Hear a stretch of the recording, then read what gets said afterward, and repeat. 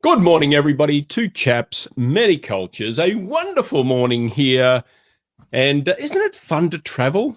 I mean, right now we're not traveling, but traveling is fun.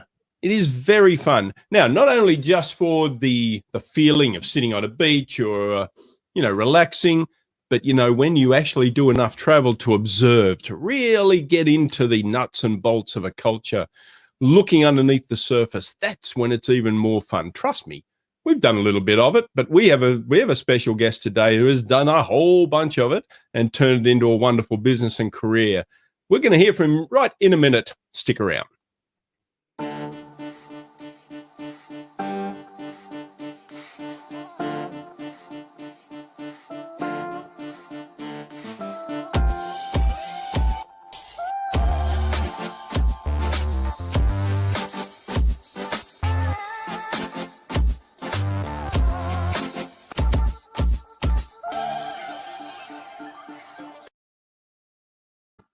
Yes, indeed. Welcome back. Two chaps, many cultures, and I'm interrupting. Awesome. Too much culture is not enough. Too many cultures is not enough. Certainly, no. And this is the show of the business of culture and the culture of business. After all, the number one daily live stream show on culture. How about that? That's a big bold claim. How did you make that up? All right, but I'm sure it's true because, as you know, 82.3% of statistics are made up. So the traveling and the looking under the hood of what's going on where you go, yes, you can make a career of it. Brett and I are testimony to it, and we're modeling it after somebody who's went that path before. You may actually have some of his books if you're in this profession. And I'm covering the name of the author because he's with us today. Can you believe it? Mr. Dean Foster, how are you? Hello, guys. How are you both? Thanks for joining us. Sure. So we made it about travel, right? But that may have triggered it for you, but travel for leisure or business was perhaps the spark. But tell our audience who may have forgotten or may have difficult to remember where to put your name, how you are kind of a big deal in the cross-cultural world. Wow. Okay. Thank you, Christian, for that very modest introduction. I think I'm going to have to bring it down after that. I've been doing this work for about 30 years or so. And I actually got started because I was involved with a group of people who were in New York, who were looking to provide cultural information to businesses who were just starting to work globally. This is like late 1980s, early 1990s. And this work just the information wasn't out there. If it was there, it was very academic. It wasn't designed to be digested by businesses. And we saw a need. We saw the possibility of a niche for providing this kind of cultural information. And this is before there was an international relocation industry. This was before there was an international mobility industry. This was just businesses who were starting out to do things globally in the U.S., who'd never done business before. It was really at the beginning of globalization. And the need for cultural information was very, very strong. The awareness of whether or not they felt that they needed it was something that we learned very quickly we had to deal with, because we would talk about the need for cultural information to businesses that were stepping out into the global arena, and they would kind of look at us like deer in the headlights, glazing over, thinking, well, why do I need this stuff? Business is business. A rose is a rose is a rose. And so the way we do it here is the way we'll do it there.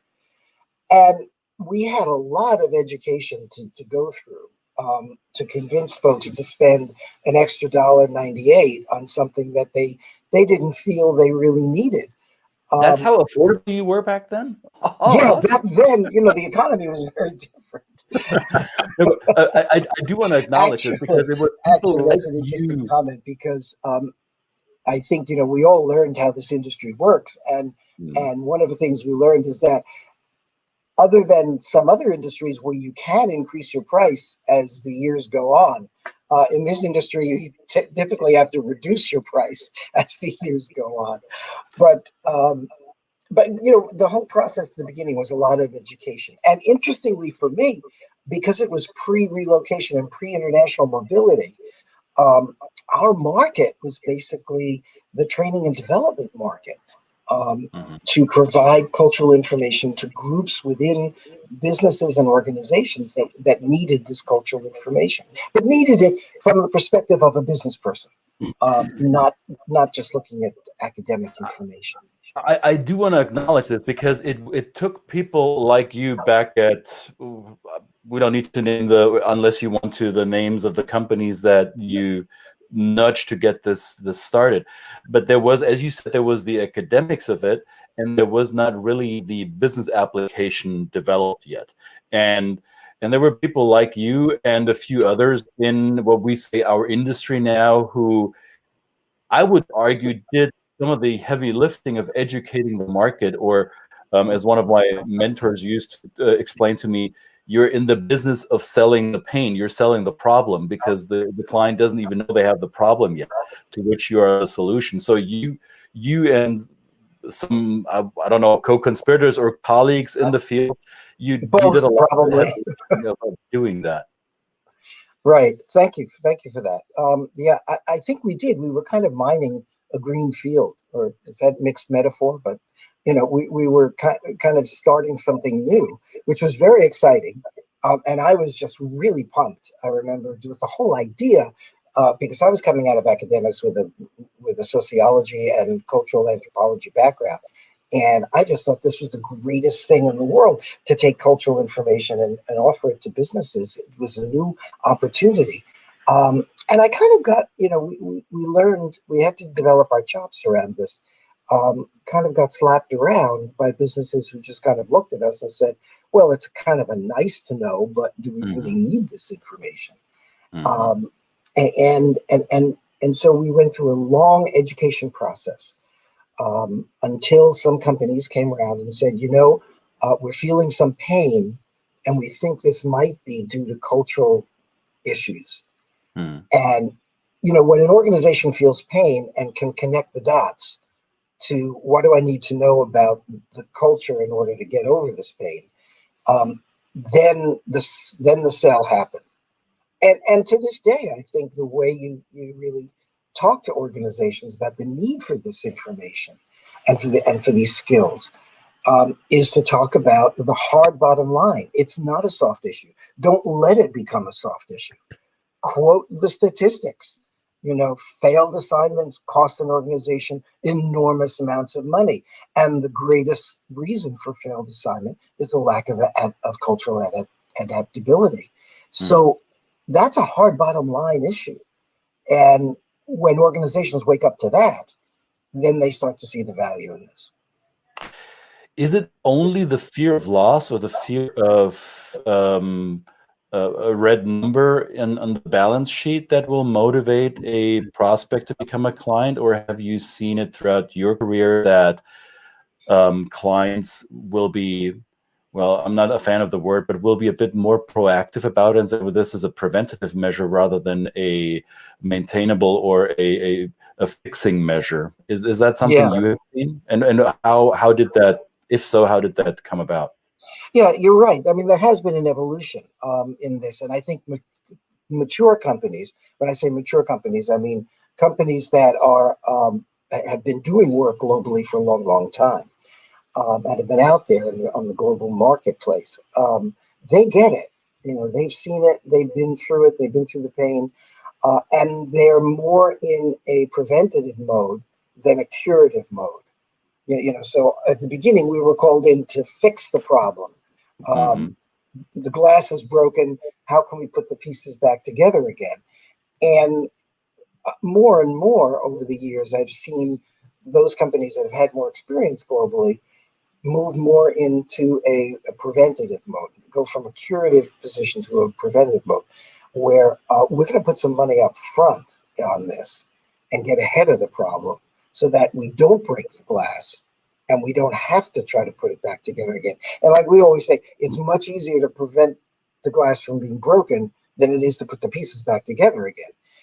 The problem, as everybody knows, in just about every field, is that most of the time we kind of start out curative. Oops, we got a problem, let's fix it.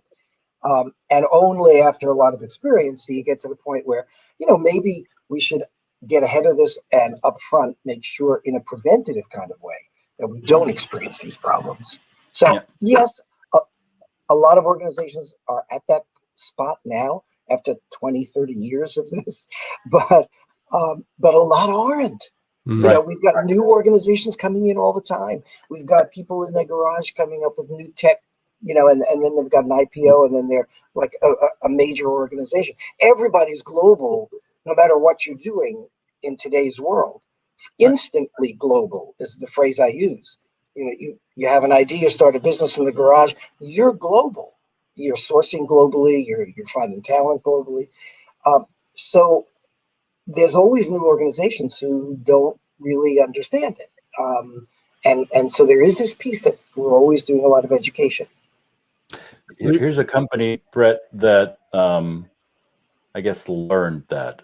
Here's, I think, a great comment from Paul on LinkedIn, who has a memory from the 1980s when human resource at Coca-Cola didn't really feel a need for our work. I think the company has advanced from that and is probably now one of the better equipped companies to actually handle this. But when Paul brought up the idea of preparing or supporting international families who are being moved to Atlanta to Coke's headquarters, the HR comment was, "It sounds like you're being a kindly grandmother." Now, bless their heart would be the proper Southern response to that. But I think Coke and other big conglomerates have learned a few lessons since then. But I fully agree with you, Dean, that there are still new organizations that are recognizing their global potential who haven't had that learning path yet, right? Brett, I know you have a few of those clients who are newly learning about this, right?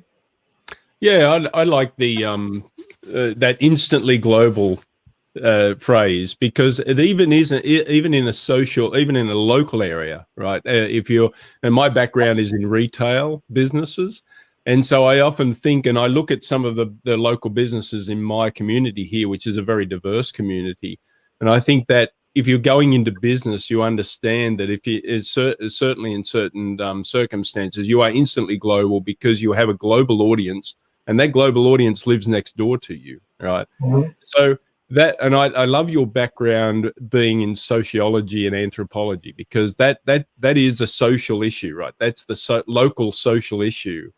And then I guess that term of a grandmother, right, is going to look at the old days. It's going to look at the way things used to be and the way the old, and I think that's good. So how do you take that sociology aspect and that anthropological aspect, and then bring it into the real world for a business professional who's looking to now look at their customer base and think, okay, how can I use the social aspect of this community, of my global community or my local community, to make a really successful business through a cultural lens?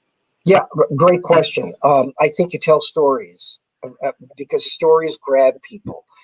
And stories are authentic, and you tell the stories and you ask people to come up with their own stories about the challenges that they've had working with other cultures, and make people think about it. And it doesn't have to be, on a grand global scale. It could be, did you have an experience this morning waking up and going from home to the office when you stopped for a cup of coffee, and you had to interact with someone who was from another culture? Because we're all living in multicultural environments, more or less. And so asking people to discover their own stories or listen to the stories of others, that I think is the most powerful way to begin the discussion. And a discussion that has to happen not in an academic way, It's not about giving people terms to think about culture, but it's about giving people stories in order to think about culture's impact on their own lives and their work. And when people hear that, they get turned on because that's real. Yeah. Did your personal story influence your career decision? So I think you're a New York kid, right? So did that impact it at all? Because you've always been exposed to a multitude of different styles and different kinds of people. I think so. Yeah, Christian, I really do think so. And I was one of those nerdy kids also. Like, everybody would come home from school at 3 o'clock in the afternoon and then go out and play in the street. And I'd go up and look at maps, and memorize all the flags of the world. And I don't know, by the time I was 7, I could recite all the capitals of the countries, Okay, so this was me. There was something in my DNA. But I also think that this was heavily influenced by my environment. Yeah, I grew up in Brooklyn, New York, where there was just everybody around me was different. And I was different to them. And we all that didn't matter. That kind of made things exciting and interesting. And it kind of just fueled, I think, my own personal journey. But, there was no industry doing this. And so it took a lot of time. I didn't start out with the idea of I'm going to become an interculturalist, or there was no such thing. Or if I was going to think about what was I going to do with my life with a degree in anthropology, my dad asked me those questions. He was a very practical guy. And my answer was, I don't know. And I didn't see myself digging archaeological relics out of the ground. And I did have a need to build a career in something. For many years when I was in university and after, I was actually in music and writing songs and having a bit of success with it. But as I went for my degrees and really got involved in cultural anthropology, that became practical for me. And I saw an opportunity and a niche to build a business around this and create a way to give this information to businesses. Now, how has the business shifted? Because before this episode, we had a little bit of an exchange, and you said, well, let's talk about how this last year has either disrupted or woken up or reshuffled the cards of our industry. So what's been your experience throughout this pandemic? Wow. Well, this was a big one, right? This was a big shift for everybody. I mean, in the world, everyone has their own personal story around dealing with the pandemic, and industries have their own stories around it too. But it's not the first time we've had to deal with something major like that. I remember we survived the 2008, 2009 financial crash. We survived what happened after 9/11, when international business completely just stopped. Nobody was getting on planes, nothing. So it wasn't the first time that we've had to pivot or reassess. And in that reassessment, one of the things that I realized was that, this is a back to the future moment. In that the relocation industry and the mobility industry were no longer providing us with the opportunities to do intercultural training that we were relying on for many, many years. So a significant, not 100%, but a significant percentage of our business was dependent on international mobility and international relocation. But that's not how we started. We started offering cultural information for organizations to build effective teams, to understand the impact of culture in their day-to-day business. And it wasn't about personal adaptation or family adaptation. And so when international mobility shifted in the way that it needed to in order to survive, the opportunities for cultural training evaporated over the last year. But the need for cultural information from an organizational perspective not only remained the same, but I think it actually grew. I think so too, yeah. Yeah. So we obviously pivoted to that.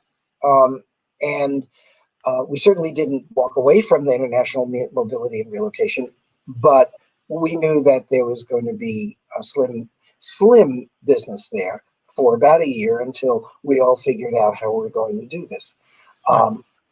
Because people weren't moving. People weren't getting on planes. If they were returning home, if we could get them home. And there was some repatriation work, as repatriation was always a piece of relocation, but it was never a major piece. And to the degree of outbound support and training. So we just pivoted to organizational development, which was where we started. Yeah, exactly. And I think a lot of companies have been, a lot of recruiters and HR departments that in the past or in the past 30 years may have not thought about it this way, but they now are fishing in a global talent pool, which they probably didn't do as much a year ago. Right now, with work from home and remote work and all the infrastructure that we have been improving on over the last 14 months, it is now a lot easier to hire somebody that's not within a 50-mile radius of your location, that could be anywhere on the globe. If the skill fit is good, then the location is not as relevant as it used to be. And that brings up the question, how well equipped is your organization to incorporate and include somebody with a different cultural background, not only linguistic, but cultural background? How do you make it fit, right? And I think that's a huge opportunity that a lot of the mobility-focused cultural training work has been, I hope, woken up to now again. Some of them may have not. Absolutely. The fact that the pandemic has forced us to rely on the technology that was always knocking on the door. The technology was kind of there, but with the pandemic, it just put it on steroids. So we all had to adapt to it.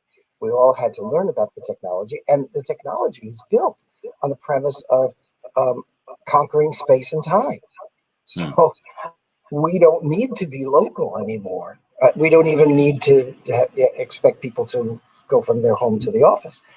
And that just created the realization, I think, highlighting the fact that what we really need to do is understand that we're working globally now because we're working through technology. And that just brings home the need for cultural information even greater. There has been a little bit of, well, not a little bit, a huge amount of pivot in our field to the awareness of diversity and equity and inclusion. So from a social point of view, how much of that, or what's been the evolution of that in the early days when you look at another culture, not just the person, the origin of the person, but also the identity of the person, their cultural heritage in another culture, all these things, that's kind of, it's been melded together now. I mean, we've seen this in with businesses and things like that. So from a social point of view, what has been your experience, or how long ago did you see that kind of fundamental change as well? Yeah, we've always seen the issue of inclusivity and diversity. It's always been out there, and we've spent a lot of time helping our clients understand what we could provide around that issue, as opposed to what they needed to do around that issue. Because while certainly the two come together, cultural understanding and diversity and inclusion, they start from two different places, I believe. And D&I in an organization has to take cultural information and apply it to the D&I issues. But we've never positioned ourselves as experts in D&I. We're experts in providing the cultural information that I hope D&I needs in order to do their job and their work. Cool. Now, sometimes I get these questions, usually by expatriates or former expatriates, and they ask, over time, when you do this work for so long, and if you get more and more well-traveled, all these faux pas and all these missteps that a novice might have, that'll become a thing of the past, right? So that's what they often imply. And my response is, that's not true for me, because I still screw up after all these years. Now, you've been in this dynamic for a little bit longer than I have been. Do you still trip up? Do you still catch yourself in not getting it right across cultures? Absolutely. The culture is so complex, and I don't have all those skills. Yeah, and the more I travel, and the more I've experienced the issues, and I've traveled to, over 100 countries. I've done this work well, not everywhere. There's still more countries I haven't been to than those that I have, actually. But I still see things that I find mystifying because I don't understand it completely. We used to worry that over time we would probably put ourselves out of business, because if we give all this information over the years, people are going to say, well, I know it now. And also there's this phenomenon of, the more I work globally, the less I need this information, because I've become skilled at it. And that's not true either. I think you do build your skills, and if you don't, you're doing something wrong. But for the most part, I just think it gets more and more complex. And yes, of course, I make mistakes, and I learn from my mistakes, hopefully. I think the three most dangerous word for any skill development or for any learning is, I know that. When you tell yourself that, then you shut your brain off for a new learning. And I'm guilty of that. I used to do that as well. I gave my family and others permission to call me out on it, and I hope I'm doing it less and less. And I would agree that the more you travel, the more you know, the more you discover that there's even more out there that I wasn't even aware of that I could learn, right? And I've lived in the US now for what, 18 plus years. Would I ever claim that I truly understand all the facets of US cultures? Hell no. I'm getting better at it, but I'm nowhere near fully cognizant of everything. Yeah, I think you're really raising a very important point. It's very hard to be objective about oneself, because you're having to always look inward, and you do that too much, and you become a strange person. So you do have to do that in chunks, and I think that that kind of objectivity is almost impossible. You are the cultural being that you are. So I grew up in Brooklyn and New York, and that's made me who I am, and that's my authentic self. Now, perhaps I know a little bit more about other cultures than most people, because I've made a career out of that. But I'm still who I am. But I am who I am, with perhaps a greater awareness of how my being affects others. And what others do, I understand. And that doesn't mean I'm different from who I am. I'm still who I am. And well, that I will screw up too. Yes. Yeah, you became that person through your life experiences, right? Like we all do. Exactly. Yeah. Now, those of you who follow you on social media, Dean, they might know. And if you aren't doing so yet, Instagram, Facebook, you're everywhere, right? I mean, it's hard to escape you. Podcast, Twitter. Right. That's right. You like to post images with a question, and basically quizzing your social media audience. What is this? What does this mean? You experience this, or you see this? How decipher this for me? Riddle me this. What's been one of the biggest riddles you were ever handed, where you thought, dang it, I have no idea what's going on, and Is there any vivid memory of totally not getting it? I'm totally not getting it. Sure. I think I've totally not gotten it everywhere at some point. But I remember back in the day going to China, actually. And this is before China became China. My first trip to Shanghai was, I think, back in the late 90s. And it was still, from the US perspective, red China. And very few people were allowed in. I mean, the US was just now opening up the possibility of businesses going in. It was post-Kissinger, and he just opened up China. He and China had come up with some trade agreements. And a company wanted to start an operation there, and I went over there with my head knowledge of China and my head knowledge of the issues that one should be aware of culturally. But when I got there on the ground, this was my first experience in China, and this was before the Chinese were very experienced with Westerners at all. And I remember being completely mystified around the behaviors, independent of the fact that my Chinese was almost non-existent. And because the language issue is different from the cultural issues, and there are ways to manage language issues. And so I thought I was doing a pretty good job around my Mandarin ignorance, but it was the behaviors independent of the language that I found absolutely mystifying.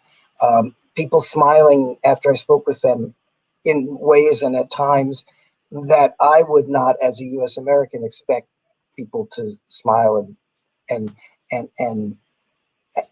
express themselves the way they did, asking questions of me that I did not anticipate, and such as immediately, are you married and how much money do you make? And my saying things that was really a reflection of my own US cultural behavior, even though I was very self-reflective and trying to be the professional, that would make them, I realized, uncomfortable. Mm-hmm. Like if I asked the same question back, are you married and how many children do you have? That immediately shut everything down, because in China, at that time, you could only have one child. So it caused great embarrassment. And so the conversations would be extremely difficult to understand.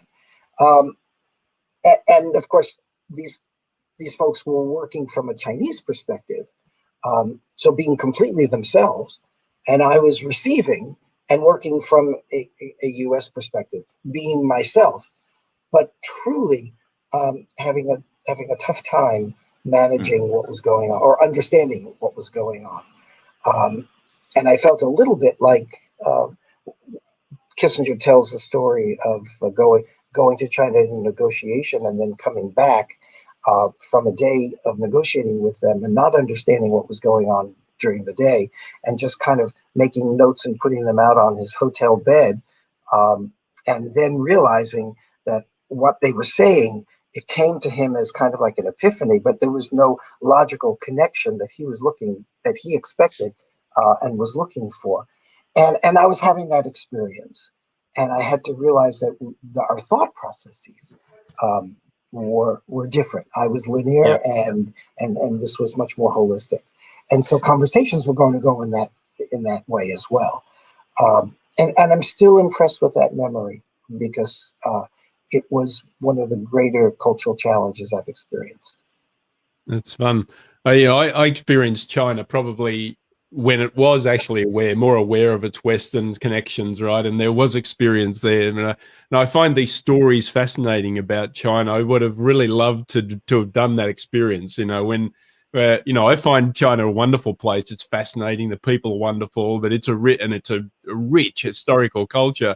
But that aspect would have been a lot of fun.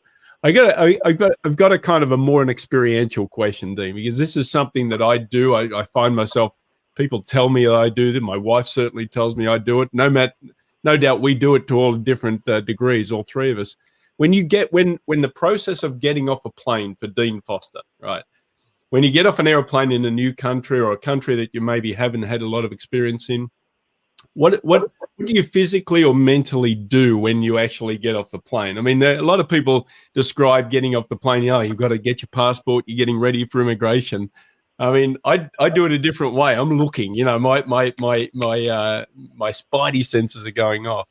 But I don't want to preempt your answer. Well, what goes on for Dean Foster when you've got this kind of this experiential library in your brain when you come to a culture and you've either got to do business in it or just for vacation, say, you know? Yeah, good point. I remind myself about being humble. I remind myself to shut up. I remind myself to listen to what's going on and to receive. Yeah. And kind of take a Zen moment in order to do that. Or else I'm going to make mistakes. So I get my head into that space where I'm receiving information from people who may think differently, who may behave differently, who have different sets of values. And I remind myself about what I know, but I get myself into a receptive mode. And that means to really bring it down and enjoy the fact that I can learn all this information. And mentally, psychologically, I'm not quite sure how I can define it, except that it's not a shutting down, it's an opening up, but in a meditative kind of way, you know, and a slowing down kind of way. It's like when you slow everything down in order to receive what's really going on. I try to get to that space. Which is not always easy because you've got jet lag and you've got, you know, all of the practical things you have to deal with. But that's the space I try to put myself in. There's this scene in a movie called Ford versus Ferrari. And somebody recommended that movie to me, I don't know, a year or so ago. Said, oh, yeah, you work across cultures. You should watch Ford versus Ferrari. And they thought that the person recommending that movie to me thought, well, to look at this U.S. and the Italians and how that struggle. And matter of fact, that was not why I enjoyed the movie from an intercultural perspective. There is this very scene when the driver explains what it feels like to do 250 miles an hour down the Strait of Le Mans. And when everything around him slows down, just like you just now said, Dean, when everything else slows down, so you focus on what's really important in this moment right now, even though the outward speed from the outside observer sees a tremendous speed, but the person being in the moment has a completely different experience of that moment.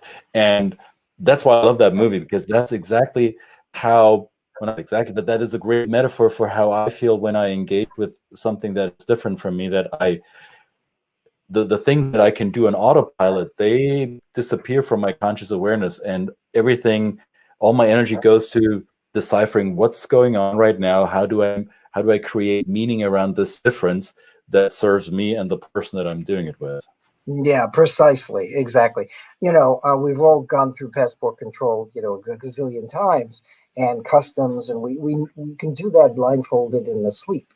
And oftentimes it feels like I'm sleeping when I'm doing it, you know, jet lag and everything else.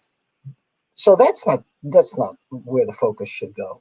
The focus needs to go to this place that you're talking about right now. So have you taken any big trips lately, Dean? No, this was a year of no travel for me, although at the beginning of the year, just before, well, it wouldn't be this year now, it would be just before COVID became the pandemic. It was back in February of 2020. I went to Antarctica, the only continent I had not been to, and to experience the culture there. Of course, there's very little culture there. There's no human habitation except for scientific stations. And I suppose there's some organizational culture in there that would be interesting to take a look at. But the penguins certainly have a terrific culture there, and they've got it all figured out. So I was truly just an observer. So let's assume it is safe, or you feel safe again to go somewhere else. and let's imagine you could hop on a plane. Where's the first place you go? Yeah, right. Well, there's so many places I haven't been to, and my clients have a habit of sending me to those places that are markets for them. So I've been to lots of places many, many times. At this stage in my life, I'd like to go somewhere I haven't been yet. And those places usually are not where my clients want to send me. So I think I need to get to Bhutan as soon as possible. And always have wanted to go, and looking forward to that when we can. I got my second vaccination the other day, so I'm yay! Nice. Bhutan, Congratulations. watch out, Dean is coming. Yes. Or Dean, watch out, you'll be in Bhutan. Yes. You know,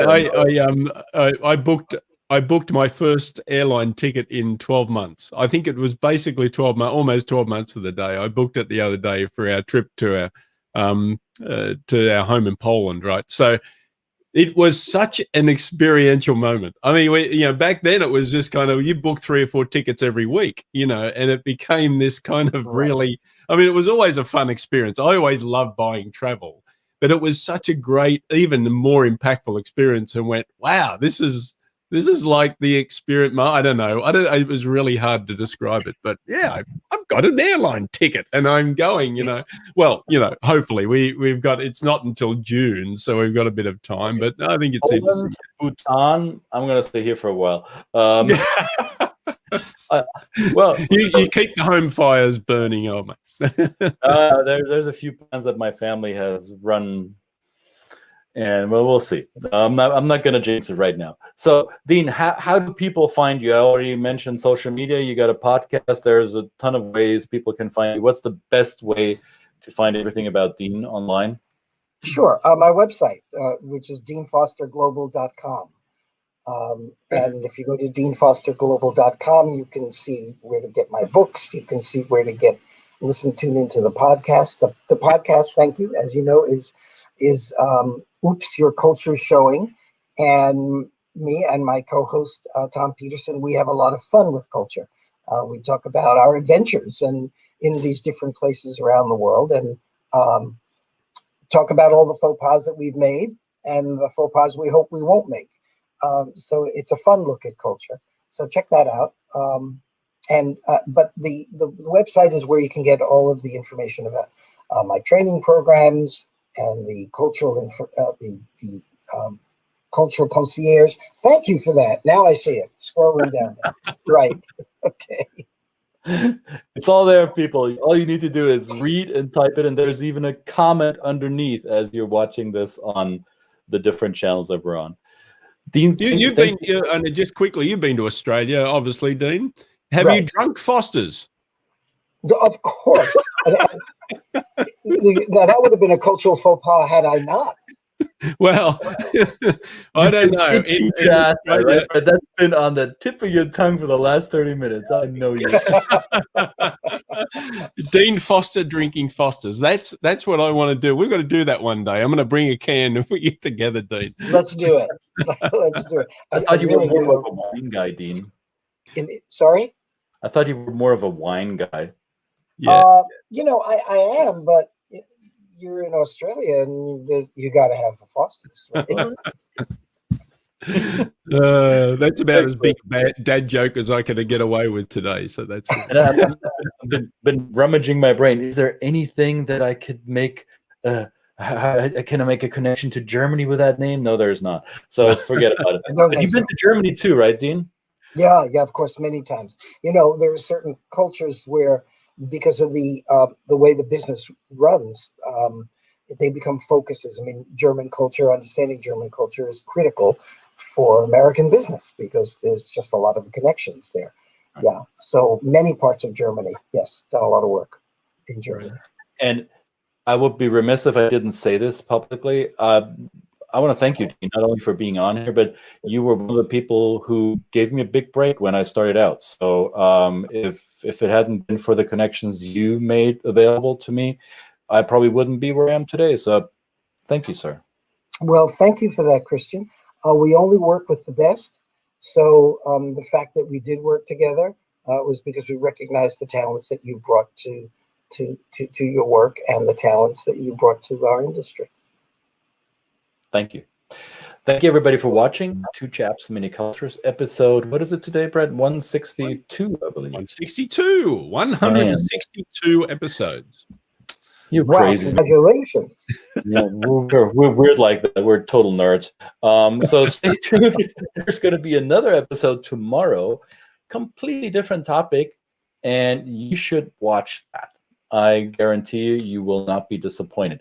So yeah, looking forward to that. Thank you, Dean, for taking time for us today. Stay safe, stay healthy, and Bhutan, pictures or it didn't happen. We want to see it. Okay, I've got you on the list. A pleasure, guys. Thank you. Good on you, Dean. Very grateful. Thank you very much, sir. Good to see you. And yes, we'll see you tomorrow, everybody. Make sure you put your comments. If you've got questions for Dean, send them to us or send them to Dean, whoever. You know, we'll pass them on. Thank you very much. Two Chaps, Many Cultures. Another episode in the can. And we'll see you tomorrow. Bye, guys. Bye. Bye-bye.